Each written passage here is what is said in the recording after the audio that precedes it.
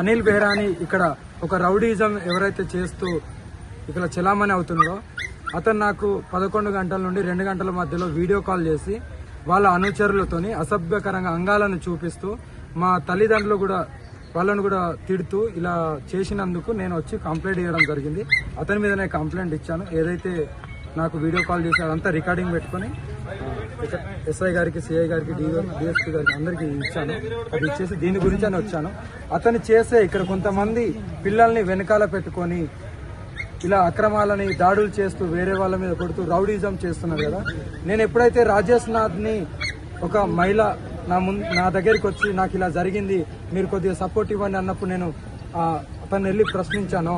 అతనికి బినామీగా ఉన్నదే ఈ అనిల్ బెహ్రా. అందుకే నా మీద ఇలా దాడి చేశాడు. అది ఎందుకు దాడి చేశాడు ఏంటనేది నేను త్వరలోనే నేను కూడా తేల్చుకుంటాను. పోలీసు వాళ్ళు కూడా కఠినమైన చర్యలు తీసుకుంటారు.